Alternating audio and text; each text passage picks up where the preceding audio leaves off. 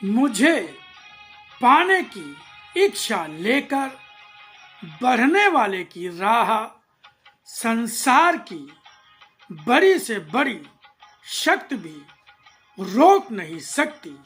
वह अकुलाहट से भरकर दौड़ता है मेरी ओर, मुझे पाने भोले शिशु की भांति भोला मन लेकर, और उसके उस भोले मन को देखकर मेरी बाहें फैलकर स्वयं उस तक बढ़ जाती है, उसे अपनी गोद में समेटने, और संसार का कोई कांटा उसे चुभ सके उसके पहले मैं वे कांटे बीन लेता हूँ।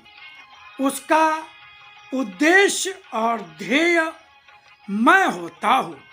उसकी राह को कोई बाधा उसे रोक नहीं पाती।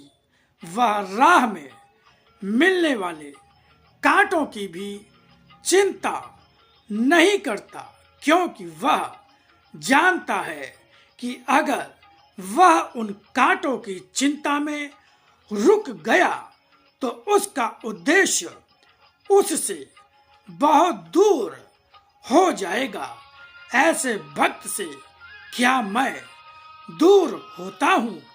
मैं उसकी राह पर खड़ा होकर उसके पांवों में पड़ने वाले हर फफोले को सहलाकर उसका कष्ट उसे कहीं अनुभव भी नहीं होने देता। उसकी उस पीड़ा को सहलाता अपने पास ले आता हूँ। उस स्थिति में उसकी पीड़ा न रहकर आनंद बन जाती है, और आनंद रूप में वह पा जाता है स्वयं मुझे।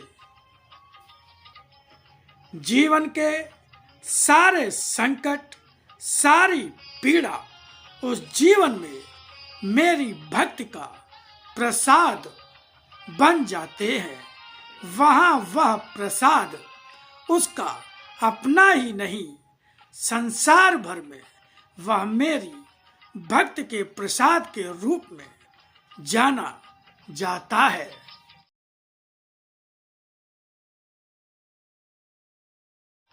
न्याय वही नहीं जो अन्यों के साथ होता है, न्याय वह भी है जो तुम्हारे साथ होता है। अपने जीवन में मन वचन कर्म से तुम क्या हो, क्या तुमने स्वयं को जानने और जानकर स्वीकार करने की चेष्टा की है? यहीं पर तुम अधूरे हो, क्योंकि तुम तो अपने आप को पूर्ण मान बैठे हो।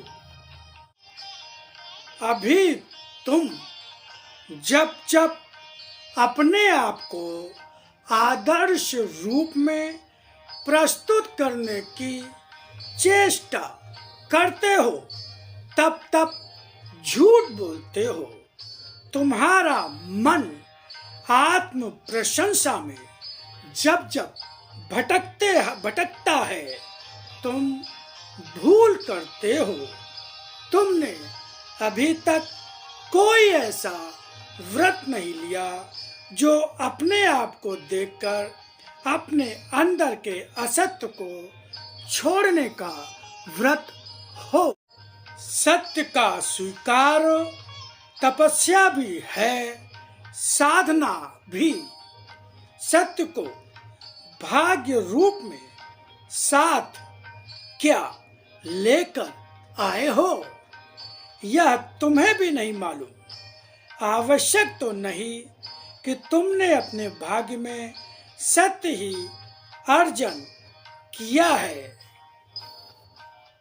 अर्जन चाहे इस जन्म का हो या पूर्व जन्म का, मगर अर्जन अगर दुष्कर्मों का है तो उसे दंड रूप में भोगना ही होगा।